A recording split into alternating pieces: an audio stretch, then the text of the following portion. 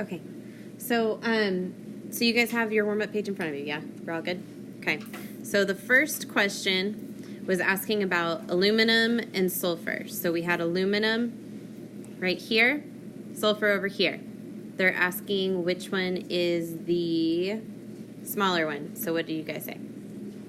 It was sulfur, okay? And what's the reasoning behind that one? Why is sulfur? That's the one that's more important to me. Why is sulfur smaller? Because it has more protons. Thank you.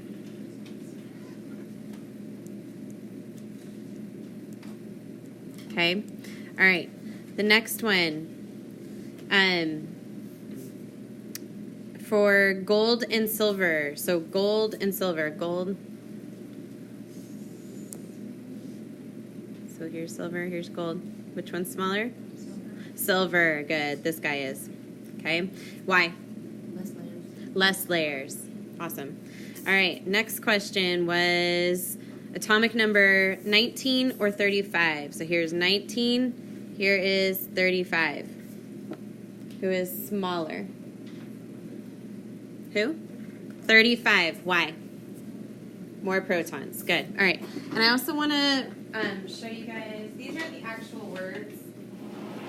If you want to write it down, you can. Otherwise, I'll provide this to you. But just remember, when we're saying that it has more protons, the technical word is it has more effective nuclear charge.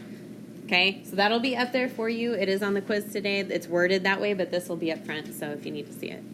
And then the other one, when we're talking about layers, you use the word shielding effect.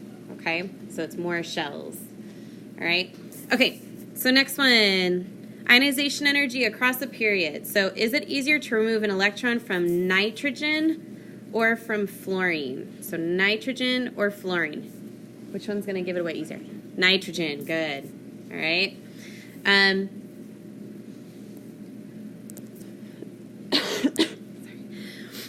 From which atom is it harder to remove an electron? Sodium or argon? Argon, good. Okay, so we had nitrogen and argon. Okay, why is argon holding on so tight? What is argon? He's a noble gas, right? So he's not trying to lose any electrons, for sure, for sure. All right, electronegativity. So which atom is more electronegative, sodium or chlorine? Sodium or chlorine? Chlorine, yep. Okay, chlorine. What is electronegativity again? Attraction of electrons, okay? Which atom has a higher attraction for electrons in a chemical bond? Bromine or calcium? Bromine. It has more. What does it have more of? Isn't that word no? Yeah, it has more effective nuclear charge. It has more protons. I was going for protons. Okay. Number or letter C. Why do some noble gases like helium and neon have no attraction for electrons? Do they need electrons? No, they already have how many in their outer shell? 8. Okay, so it has to do with having 8 valence electrons. All right. Cool. So, are there any questions on those? Awesome. Okay. Okay, so we're just going to add on a couple things to this page just off on that left little blank area. So just kind of follow along. And like I said, you have this list already, so you can refer to that. Otherwise, they'll get posted on Google Classroom, and you guys can find the information there, okay? But what we're going to do is we're going to kind of go back to what we were talking about yesterday. We had 2 sides to the periodic table when we were talking about ionic radius, right? What was on the left-hand side?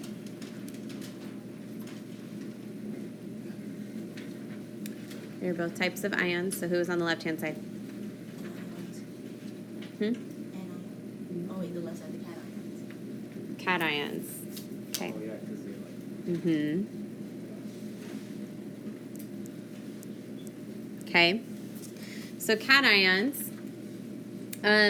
These are the ones that, did they end up usually with a positive charge or a negative charge? Positive. It was positive charge, and the easy way to remember that is the T in the middle looks like a little positive symbol.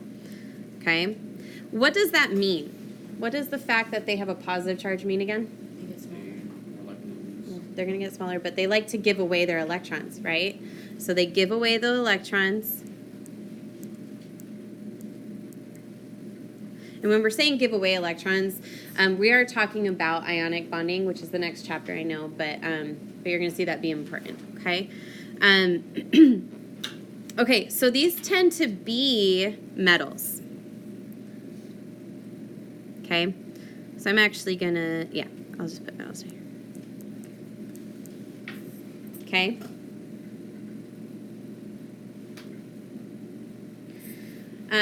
So metals tend to be solids. You just got to know a couple properties, like general properties. So we're just going to list them out so you have those. They tend to be solids, and the things that you should know about your cations or the metals is that group 1 and 2 are reactive, highly reactive.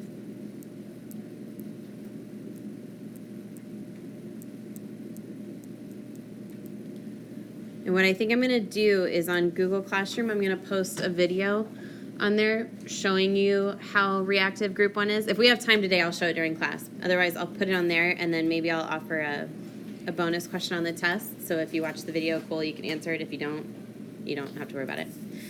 But basically, these guys are really highly reactive. We're going to come back to that in just a second. Who was on the right-hand side of my periodic table?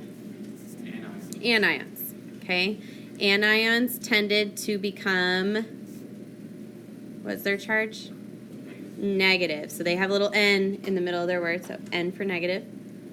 Okay? And that's because they usually, what with electrons?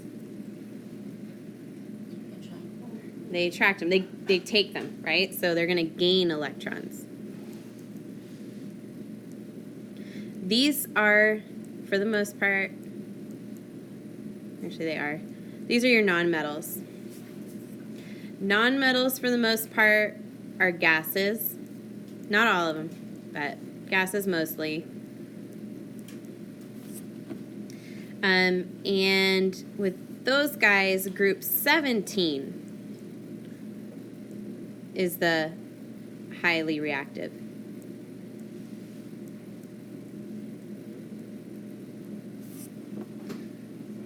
Okay, so group 17 is highly reactive. So let's talk about that point for a second. Why is 1, 2, and 17 the most reactive out of all those things on the periodic table? Why are they more apt to do something than everybody else on that periodic table? What's the property that these guys have that they all kind of share? Or if I were to say group 1 and 17, because group 1 is more reactive than group 2. Why is 1 and 17 so special? They're only one electron away from having a noble gas configuration, right? So those guys are more apt to just throw their electron or take on the electron, okay? So groups 1, 2, and 17, that's the reason why, is they are so close to that having 8 in their outer shell, okay? Okay, the only last one I want to write down is metalloids.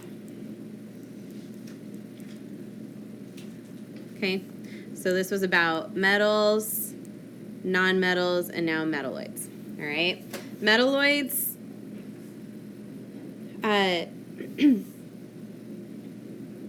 They're mostly solids.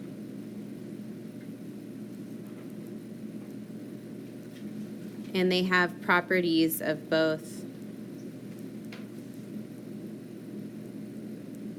I'm just going to say properties of both. But they have properties of both metals and nonmetals. Okay? So those are your 3 main categories on your periodic table. Okay?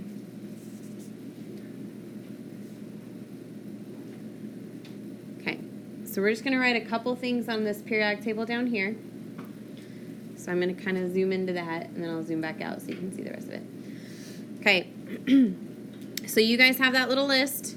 Just shout them out when we've got it, and then we're going to talk about one last thing, and then you guys are going to take your quiz. Okay? So just make sure you're kind of paying attention. All right. So For group 1, what are these guys called? Alkali metals.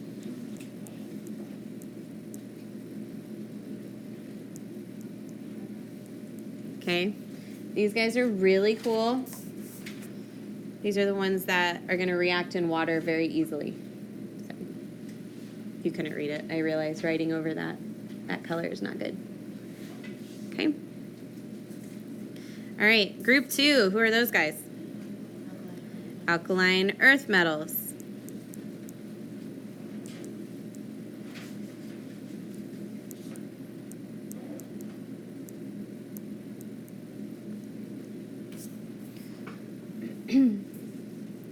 The D sublevel is mostly made up of,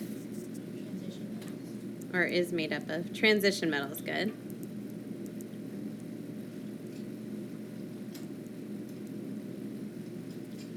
Okay.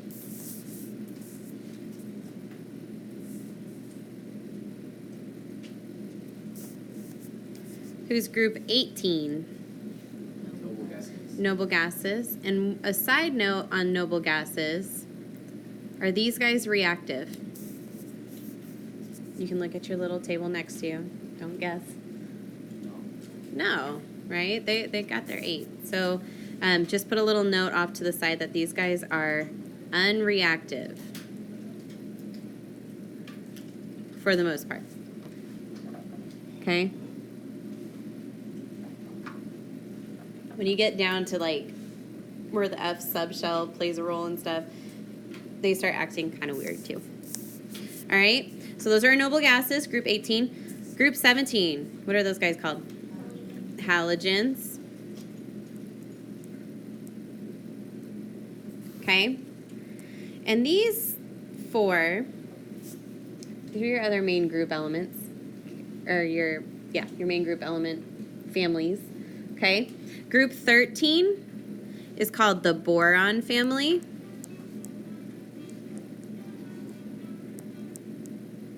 So what do you guys think group 14 is called? Yeah, the Carbon Family. And group 15? Nitrogen Family. And group 16? Nope, it's not. No, I'm just kidding. It is. All right, yeah, it's the Oxygen Family. All right, so these guys are all named by who's at the top of their family. Okay? So you can choose to write those in if you want. Otherwise, I'm just circling it and giving you an example. And these guys are basically the same. Okay? All right. When you're talking about families, okay, so the up and downs, these guys are the ones that are going to be sharing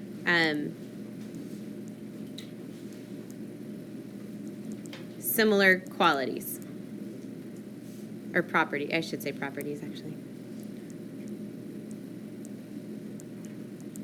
Okay, so when you're talking about the up down, the groups or the families, we call them that because they share similar properties. Okay, so if I say, hey, out of rubidium and tin and xenon, who is most like sodium? Who would you guys say? Rubidium. Yeah. Okay. So because they share, they're in that same column. They're in the same family. Okay. All right. One last thing. Below, we're gonna write a couple charges. Okay. You guys were quick yesterday to be able to tell me that magnesium would end with a what kind of charge? You said he was a cation, so you told me it was positive. But what number did you guys give me? It was positive. It was positive 2, right? And why? Who remembers what the reasoning was? Because here's magnesium. He has to go 1 and then 2 to get to noble gas. Okay, so those numbers are going to be important for these things called for the charges. Okay, so everybody in group 1, how far away are they from being a noble gas? 1. So they are going to have a positive 1 charge. Okay, this is super important for our next chapter. Really, really important. A lot of this stuff goes right into it. Okay, all right. Group 2, what are all those guys going to have? +2. And what does this mean again? They have to do what in order to be where they want to be? Give up 2 electrons, or give up 1 electron, okay? All right, we're going to jump over to the other side. Because transition metals, they can have more than 1. They can go +2, +3. Oh, yeah, you guys just did a lab, right? The iron. You guys had the stinky lab that we did right before break? You guys remember that one? We had one that was green, one that was red, right? They all had different properties. There was an iron 2+, and there's an iron 3+, and they have different properties. So it all depends on how many electrons are getting moved away when they ionize, okay? All right. So over here, so we can't guarantee any of those charges here, okay? Across, we have 13. 13 has to give away 3. It's easier for him to give away 3 than it is to take on 5, okay? Group 14 is kind of the middle. So some people like to put ±4. I just leave it blank. That way you don't get too confused about it. So group 15, now we start to be where it's going to be easier to add electrons, right? So how far away are group 15s from being noble gas? 3. So they're going to have a plus or minus 3? Minus 3. Okay? Group 16 is only 2 away, so they're going to be a minus 2. And then finally, group 17 is going to be a minus 1. And 18 doesn't have charges, okay? So do familiarize yourself with those. Why is 13